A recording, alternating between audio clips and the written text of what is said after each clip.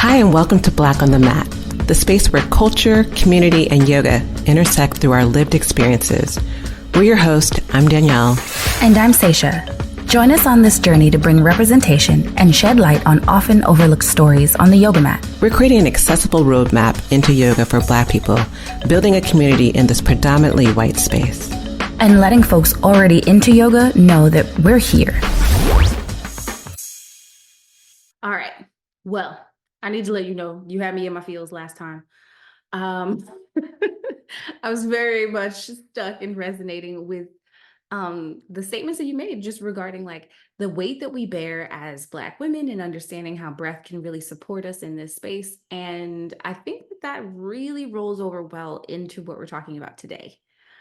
The concept of self-care through yoga, right? Like, because it just brought up so many thoughts. And so I thank you for suggesting that we continue the conversation, because I think that that's a great idea. Yeah, and so we are recording this obviously a little bit earlier, and we're in a time where for me, I'm realizing I need to get to the mat. Like I need to get to the mat. It's March Madness, and like I was telling you offline that I am a huge UNC fan, ride or die. But like when I was talking about on last week's episode, is that we often find ourselves in the sympathetic nervous system. We're like holding our breath. That's me watching games. UNC is like has been doing okay, and hopefully we still make it all the way through. But it's like I find myself, I love college basketball, but what I find in watching college basketball, I'm always anxious. I always feel like I'm like on edge to where I was supposed to be resting yesterday and I wasn't. It wasn't a self-care Sunday. It was an anxious, going. It felt like literally at any point in time, like I could like have a heart attack because that's how stressed out I was. And for me, those are the times I'm like, I need to reset my nervous system. I need to get on the mat. Like, how does yoga help you kind of in your self-care program? Like, what is it like? How do you use yoga as self-care? I know that I have in this process, I have learned just so much about my body, like in my yoga journey and getting to know myself better. And it has allowed me to be more aware of when I am in that space.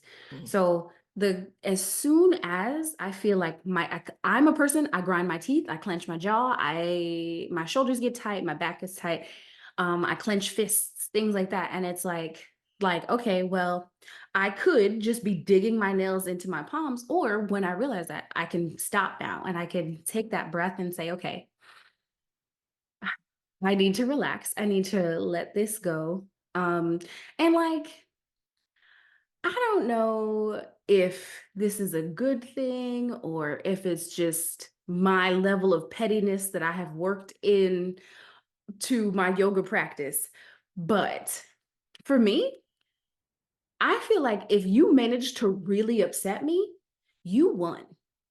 Mm. Right? Like no matter who you is, no matter what this is, the situation beat me if I got so upset that I made poor decisions, that I didn't take care of myself, that I got angry, that I yelled, that I spilled over, that my sympathetic nervous system took over completely and I was not able to function the way I want to and get into the work towards the outcome I wanted, even though because everything doesn't work out the way you want. But if something happened that allowed me to do that, I lost and they won. And that concept is more off-putting to me than anything else. Like, ugh, how can I let somebody be bad to me and win? Oh, no, no, no. You can be bad to me, but that's not about me. And then I'll let that reflect back to you on yourself. And I can do that and I can accept that. And my yoga practice absolutely helped bring me to that space, right? Because you brought it up before in the last episode, right? I know this isn't about me. I can stop. If I stop and I breathe and I reflect in whatever way, sometimes it does upset me and I got to take it all the way to the mat and take it to my journal, like we talked about with faith, right? Like sometimes it does take all those steps to happen, but I still didn't wild out. I still didn't create a bad situation for myself. I didn't do something that was going to cause now me to look bad or reflect poorly on my business or anything like that. That could have happened. So I can actually make that choice. Yoga gives me the opportunity to make that choice. At least I Yeah. think. Well, I think it does. And I think a lot of our listeners would resonate with what you're saying because sometimes we react. Hmm. We react without thinking. I think yoga helps you it helps you create a pattern, a new pattern that lets you respond, it lets you pause, it lets you breathe, it lets you connect with yourself before you start reacting. But at the same time, just because you do yoga doesn't mean you ain't gonna get these words. Just because you do Right. yoga doesn't mean you're like, I'm healed. Oh my God, look at me. I'm never gonna namaste everyone. You slapped me in my face. Namaste. I'm still gonna be okay. No, you're gonna get this. You Hmm. are going to get this. I just think it helps us show up more in our authentic ways than in ways that feels just automatic triggers. Right.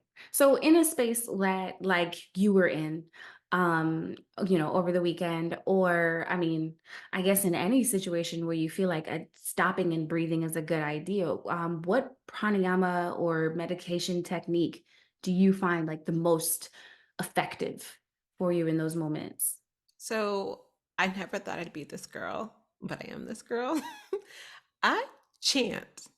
So a huge part of Kundalini yoga is chanting. And I used to feel funny about chanting because I'm like, I don't know what these words are saying. Like, what am I? Am I chanting a spell? I started looking up and understanding what the words mean. But even before, it didn't matter because whatever, even though I don't know what I'm chanting some days, I'm like, I just feel better with whatever it's saying. I'm like, I just feel better. So chanting has been really good. I'm a girl who will chant Sata Nama, which is just the cycle of life. Sat Nam means truth is my identity, chanting that. Sohung, I am. Sohung is one of those ones where I think about it and I'm like, I had a good friend who was like, I am is a complete sentence. So often we're trying to put, I am a woman, I am an owner, I am a sister, I am a lover, I am, gifted. I am, period. I am, period. And so I find that some of those things help. If I'm doing actual pranayama, long deep breathing is a good one for me. Breath of fire is a good one, kind of gets me out of the noise. Talked about sitali breathing is another one that I love doing. And then I love doing one that where you sniff 4 times in and you sniff 4 times out. So it just helps you again slow the breath down even more so. What about you?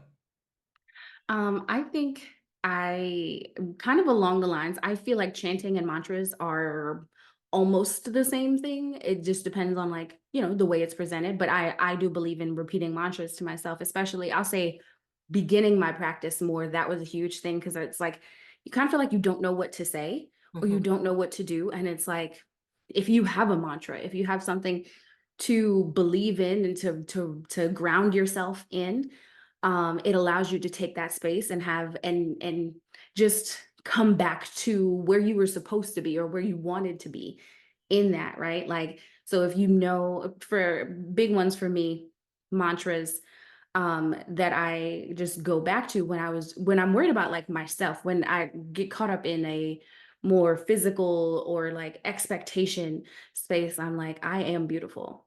I Mm. am beautiful and I deserve to be here, or something along those lines, depending on how I'm feeling at the time. I have mantra cards on my website that because I do believe in them, because I feel like this is something it's nice to look at this nice, pretty statement and say, yes, this makes me feel good. And I can repeat this back to myself and I can instill those words within me. Cause I feel like a part of to me, especially with my clients and working on confidence and things like that, the biggest problem is questioning. You question yourself. So not only do you have all of these responsibilities, but you're still like, I have all these responsibilities and I'm not even sure if I can do it. But we know also you have all these responsibilities because someone gave them to you, right? So if they didn't think you could do it, they wouldn't give it to you. And if you didn't think you would do it, you probably wouldn't take it on. Now, should you take it on is people pleasing. That's a different question. But can you do it? Are you physically capable? Are you mentally aware enough to do it? Yeah, you can get this done. Right. So like getting those reminders and those spaces and again, stopping and taking a breath. I think that's the biggest one too. Just the very first. It doesn't have to be a style of breath. It doesn't have to be a type of breath. It doesn't, I mean, I enjoy box breathing and things like that, but just stop 30 seconds, inhale, exhale, don't do anything else. I don't have a choice. I can't be frustrated about this if I'm trying to count that time. I can't be focused on this if I'm trying to make the inhales and exhales happen. And that's my actual focus, right? Like we said in the last episode, we breathe all the time, but do you breathe on purpose? Do you breathe intentionally? Like, so stopping and taking that and then saying something that is reassuring helps me 9.5 times out of 10. Well, you're able to embody it. And that's one of the things I've learned through my training is that when you can feel what you're saying, not just like, oh, I'm going to be rich. I'm going to be rich as Oprah. I can say that, but I don't feel that. It's not going to resonate the same. It's not going to hit the same.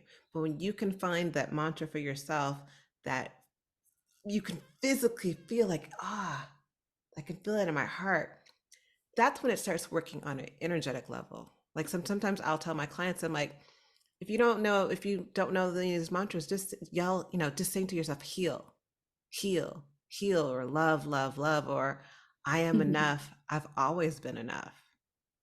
Yeah. Whatever it is for you, I find that helps. But one of the things you said reminded me of like a childhood situation where I don't know, this was a commercial with this, I think it was a dog, and it was about fires and it was stop, drop, and roll. And it's like literally, sometimes when you're in these moments, you just need to stop, drop into yourself, and roll into allowing the situation to happen. I find through meditation, I find through certain practices that I do, yoga practices, it helps me stop the noise, drop into my body, and allow myself to roll and observe what's going on.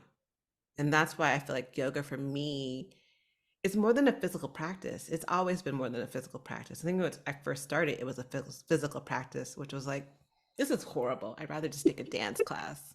But when it became a part of my self care routine, I'm like, oh, this helps me process my emotions in a healthier way. Mm. Absolutely. And the fact that it does allow us to process those emotions, this allows us to care for ourselves. And That's others, self-care. and others. Because if you can't And care for others. yourself and you're not taking care of yourself, you can't be there for anyone. Not in a productive Absolutely. way, not in a No. healthy way. It's a Yeah. win-win. It's a Which total is win-win. Yeah. Which is interesting because we came across it in our last episode talking about breath, but that's exactly what like that this is your mission, that you want to give people that breath, that you want to help provide spaces for women that need to figure that out in their life, which is funny that right now we're standing here at self-care and this is what I do, that we're standing here right at my mission statement, right? To allow women to see where they have been pouring out and allow them to fill themselves up so they can pour from a full cup instead of an overflowing one instead of an empty one. We allow ourselves to empty out to the point where we can't breathe.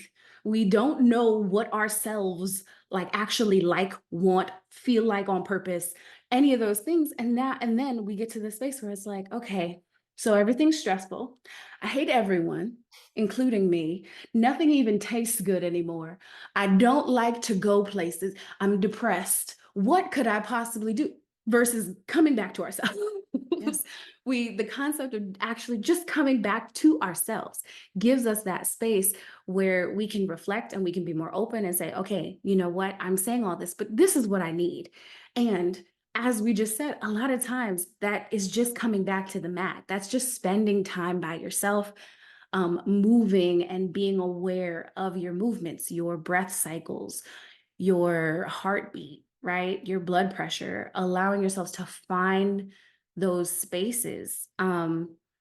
It's it's allowing you to get to that space of clarity. Mhm. so that you can fix the problem. Which I think, again, when we shift it to the concept of people pleasing or of delaying your own gratification or things like that, that's more mental. It's it can be worked out on the mat, but now we're talking about things where you have to process this more. Are you allowing yourself to have that space, or are you fighting it so that you don't have to deal with it? Well, I think people fight it. I think even within the yoga practice, especially with the practice that I do, that I feel like you are going through these points where these emotions are coming up for you to process. And people are like, no, nope, just here for the physical exercise. No, no, wasn't ready. I'm not gonna let this emotion come through. How do you help your clients get to the point to recognizing that yoga is self-care? I one activity that I've done with almost all of my clients, and I'll say especially when I have like they're doing coaching with me, right? So if you come to me for yoga, obviously you come to me for yoga, straightforward. But in like confidence coaching and talking to people about like how they actually operate and getting to know themselves better, when I also include yoga practices into that cycle, and when we do the yoga practice, I always ask them after, how does your body feel? How does your mind feel? What do you really want to do in this moment? And after yoga, people are always like, "Oh, I feel so good. I feel so relaxed. I feel like you might be like sweaty or something like that, but like, but I feel so good and I'm not, I'm about to get a little snack or something. I don't want to eat anything too heavy. And then I'm going to go do this. And like they ready to complete tasks on the list. Mhm. Right. And not in a begrudging, I have to get this done way, but in like, I have the space in my life to go do this now without feeling like having to fold laundry is torture, Mhm. you know? And so I'm always aware of that. And I always try to get people to remember that space because then when we have the heavier conversations and we're talking then, I'm like, okay, so does talking to this person or working with this person make you feel like before yoga or after yoga? And if you can delineate between those two spaces, you can really make a lot of amazing decisions in your life about who needs to be involved in it, what you need to do, and understanding like, oh, well, you know what? Since I do feel like this after yoga, I can't do anything about my whole ass job. But what I can do is put yoga in my schedule after work. And then from 6 to 7, I do this. And then my whole evening, I feel fantastic. And dealing with this person at work, they're stressful, but I realize that they need some yoga in their life, and that's Mm. okay. They ain't gonna get it. But I'm going to take mine, and like understanding the role that it does play and the way it actually makes you feel, regardless of who says what about anything, allows you to see how much this is self care for you, I think. No, I hear you. I feel like for me, I do a lot like kind of what Faith was talking about. I like to infuse. I like to think of myself as infusing, like you have water and you put some cucumbers, whatever, you're infusing with the flavor. I infuse the practice with moments of self-care. So I'll start off with my talk, but through the practice, I'll start asking questions. I'm like, what is your heart saying to you right now? Or, I'll ask different, self-care prompts to get people to start thinking. Whether they choose to or not, it's a different ballgame, but I'm at least inviting them to have this not just be a physical or a breathing exercise or just a meditative exercise, but an exercise to process some stuff. Hmm. I think yoga for me has been a safe space for people to work on, investigating that internal narrative, releasing what is holding us back. But it's Hmm. more importantly, it also helps us realign with our energy, which helps us to align with our authentic desires. Mm. And that's how I see the practice. And that's how I try to move through it. So sometimes I'm like, am I sneaking this in slightly? And I'm like, I feel like yes, to some degree. I'm like, I'm not, you know, I'm transparent about it. But it's like, if you're going to come to one of my classes or work with me one on one, you're going to get the self care feeling. Yes. No, absolutely. And so that is one huge obstacle, right? Like denying it and pushing it off to the side, not wanting to deal with it. So yeah, when you get in those one-on-one type of situations or those direct teaching situations, it's gonna happen. It's gonna get in your face. What are other obstacles that you have had to help your clients and the people working with you overcome when it comes to including yoga as a self-care practice? I think for me, I've noticed, and it's something I've experienced myself, is like it's that concept of time. Oh, I ain't Mm, got time. I don't have time for this. No, I want to have time for it, but I have all these other things I need to do. I don't have enough time in the day. I don't have the capacity. mhm. I think that misconception of time, that there's someone else controlling your time, is the biggest barrier of using yoga self-care and self-care in general. Mhm. And then for me, it's like helping people realize that they are the master of their time. I mean, Absolutely. talking to you earlier, I was like, oh, I'm running late, da da da. I chose to run late. I feel bad about it, but I'm able to be in a space to where I can recognize that I needed a little bit more extra time for myself to breathe into the body before rushing into something. Versus me saying, oh my God, I'm late. The universe is messing with me and all these different things, and I can't get all these things done because I ain't got time. I can't take care of myself because I ain't got time. Mm, I was the person who said that. I have all these other people depending on me. I don't have time. And when you're able to realize that's a misconception and that's holding you back from that self care, I don't have time for yoga. Yoga could be doing a couple of breaths that we talked about last week. Yoga could be doing a couple stretches. mhm. Yoga could be shaking. Yoga could be all these different things. We all have time. It's a choice. Right. What about you?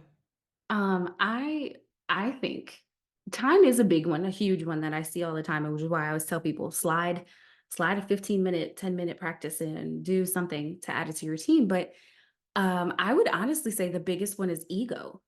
Mm, I see that as a thing because it's not, and I feel like those two things are tied together. It's not that you don't have the time to put in a couple minutes for your own self-care. It's that I don't have an hour to go to Lululemon and buy the $200 pants and then sign up for their 90-minute immersive practice class with that I can't do any of the moves in, and every time I go I end up feeling stressed and emotional about it, and then I'm not good enough, and then I feel fat because then I had hmm. all of that was ego. Nobody told you to do any of that. You could have done in your underwear. Open up something if you're gonna scroll in the morning. Open up a YouTube stretch, floor stretch. I personally have a 20-minute floor stretch. Do it in your bed, because that's, let me tell you, how bed yoga is how I do a lot of my yoga nowadays, especially first thing in the morning. I'm not getting out there. It's cold in the morning. Right here. And let me push this pillow right off the bed. I'll pick it up. Don't worry. You know, I like hit Clyde in the face, but it's fine. He'll get this exercise he's too. gone. He leaves for work real early. It's okay. It's me in an X on the bed by myself. And just taking that space, right? This isn't about what my practice looks like. This isn't about me having on yoga clothes. This isn't about me taking a certain amount of time. This isn't about me posting the most beautiful deep split that where my hands and my feet are everywhere. None of that matters when we're actually talking about my practice, right? And so that's, none of it matters when you're actually talking about a genuine yoga practice. Did you get to the spaces in your body that feel good? Did you try to find some evenness, some alignment in that space? Did you listen to your body and its needs in that moment and create the space in it to do what you needed to do in the day? All of those things are extremely important as far as letting your body, your practice work for you and using it as self-care.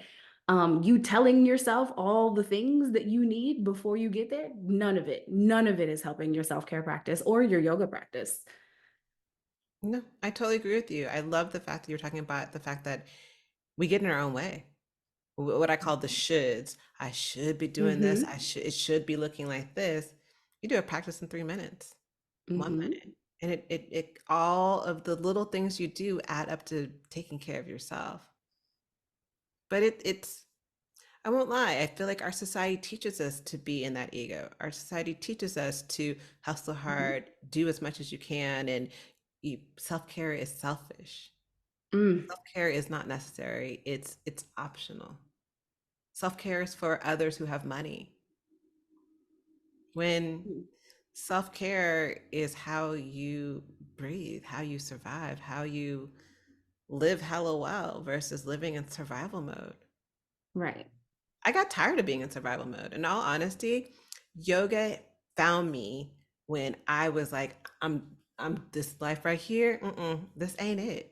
Mhm. This ain't what it's supposed to be. And I'm using the word ain't because sometimes I use the word ain't, but it's not what it's supposed to be. It's just felt like there's got to be something better. Mhm. There's God, like I can't believe God, universe, whoever you want to call it, put me on this world to feel like life sucks all the time and I never have a breath. I never feel good. I have all these physical and emotional things going on. And when I found yoga, when I didn't expect to find it, it was like, oh wait, hey, sis, try this thing. It's gonna be really good for you.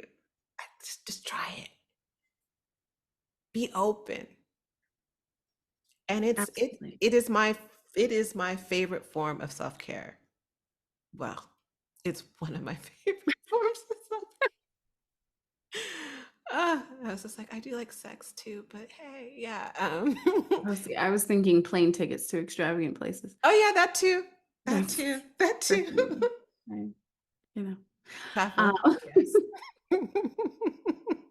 But no, all of it. And the thing is that it's still addressing your needs. If we don't get to reflect to ourselves, if we don't get to take that time to evaluate what it is we need, we honestly get caught up doing things that we don't. I know plenty of women that have come to me and have had conversations with it. I've gone live about it, about doing self-care practices for no reason, doing it with no intention or Mhm. with no connection, right? And so now you're sitting here, you got your bubble bath and your book and your bottle of wine, and you don't like wine and you don't like to read and you hate bubbles. Like, But they're doing it because they think they should. right. Because that's what Instagram told them. That's Hmm. what, Karen, the wellness guru, said, this is what you need to do, and you're going to feel self care. Self Right. care is like a custom pair of jeans. Hmm. It's got to fit you right, and it has to be what works for you. Your version of self care is going to be different than mine, and ours is Right. going to be different than everyone else's. But when you get in this mindset that it has to look a certain way, it has to be in this box only, that's not going to be self-care. That's called I'm caring like someone else. And it's just, it's going through the motions, Hmm.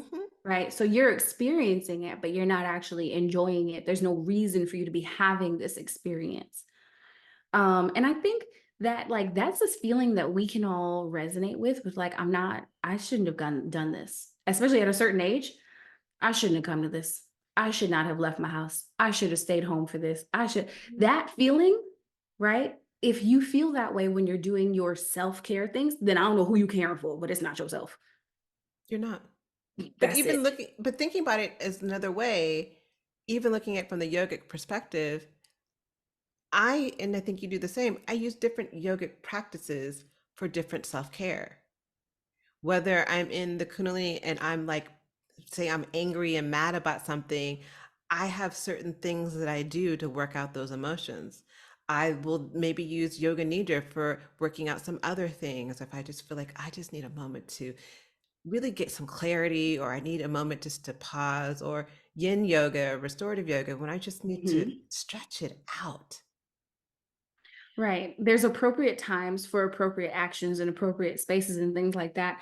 I don't necessarily love like even though I used to teach it, I don't love going to power classes like that anymore. But if it's like, you know what, to me, it's the same as people that need to take a spin class to get it all out and like work the energy Mhm. out and whatever. I feel that way about a vinyasa power class.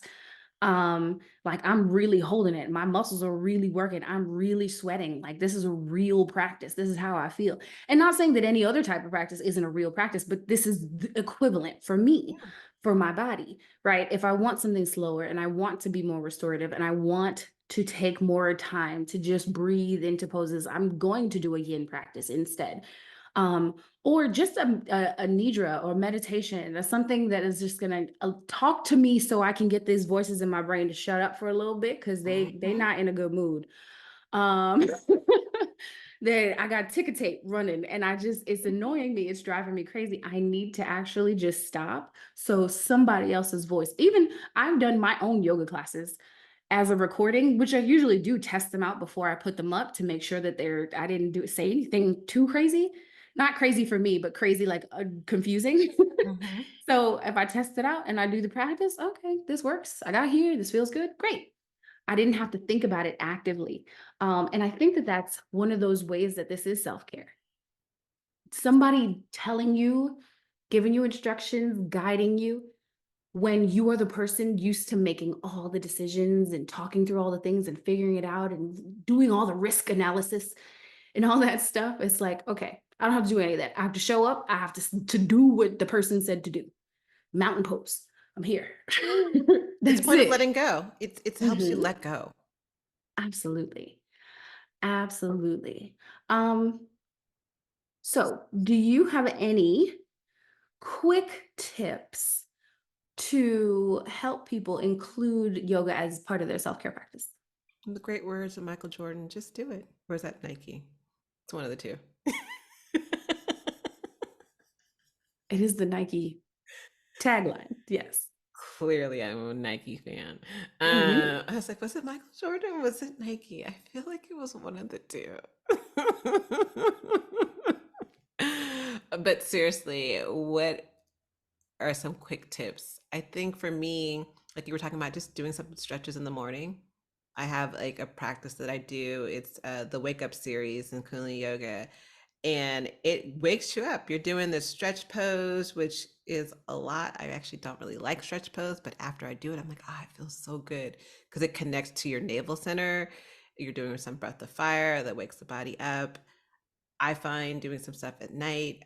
So there's different things that I do to kind of just start it off, but like where you can get it in, get it in. I think my first tip behind just do it is just do it and don't be worried about it has to look a certain way. It doesn't have to be Absolutely. a certain way. What about you? I would say honestly the same, right? Like take the smallest steps, tiny steps, baby steps, crawling steps, whatever. It's all moving forward, right? And so if you can take the ego out of it and you can identify with that as a place where you are, I'm just trying it. I'm trying this out. Did this make me feel amazing? No. Did it make me feel kind of good? Okay, yes, great. Where how can I keep going in that direction? And just like I said about finding a teacher or finding a studio, take your time and allow yourself to be wrong or find more space in the kind of practice and the kind of teacher and whatever you want to do, right? I love bubble baths and yoga and journaling and candles. And like, that's me. That's literally Saisha. Right. And if you're like, oh, I want to be like Saisha and be all in tune with myself, I need to take a bubble bath and you hate bubble baths, it's never going to work. It's never going to work. Right. And that's time consuming and you're going to be annoyed and it's Gotta clean the frustrating. And it's like, bathtub. right, you gotta clean the bathtub and like that's you definitely you need your version of a Clyde for that because that's helps. That's something One else. day. Listen, okay? And but if you want the bubble bath, somebody needs to clean the tub.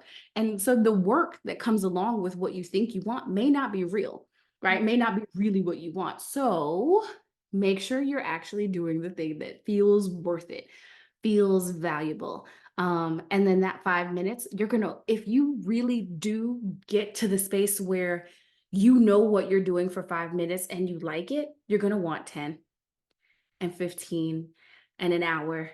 And like, you're going to figure out the right amount for you. Cause I can't say that that means that now you're going to have to increase forever. You might get to that 90-minute class to try it out and you're like, God damn, I am exhausted and that was too much. I need to go back to my 60-minute sessions. That's it. You'll find that space, but you have to allow yourself to find it. And being open, and what you were talking about right there, something I like to say to my students is like, nothing's supposed to happen and nothing's not supposed to happen. Mm. Because we get in things like, okay, this 90-minute class is definitely going to make the difference, or this, 2 minutes definitely not going to do it. Get rid of the expectations. Mm-hmm. And I love how you were talking about how, sometimes you get from, 5 minutes to 60 minutes to 90 minutes. Like, I love a good 90-minute class. I don't always allow myself this space. And again, that's me playing with time and my own issues with time. But, in 90 minutes is just as good as 3 minutes if it's the right practice. Absolutely. Absolutely. I hope And I'm speaking from experience there because I don't like 90-minute classes. Well, most of our classes are 90 minutes. So I'm like, I love a good 90-minute class. But I could, especially if it's, because like also in that 90 minutes, you have a longer shavasana. Our shavasana are usually like around 8 minutes. You have this long meditation. Sometimes the meditation can be 31 minutes. I don't always like the 31-minute meditations because I'm like, when is this going to end? Because our meditations aren't just sitting here like, namaste, we're cool. No, meditations be like, we're here. And like, my hands are hurting. I'm holding my breath in and out. I'm like, this is a lot. And afterwards, you're like, then you pause. And you're like, oh, I feel that. Oh, that feels good.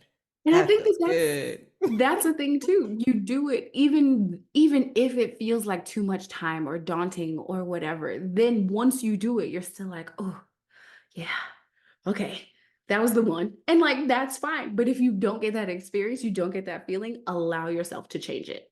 Yeah. Allow yourself to go in a different direction. And if you feel like, well, I like it, it's just I feel tired because it was my first time trying, identify that as a space for yourself too, right? Yeah, you're tired because it's your first time trying. You're actively learning new things, right? That your brain is working, your body is working.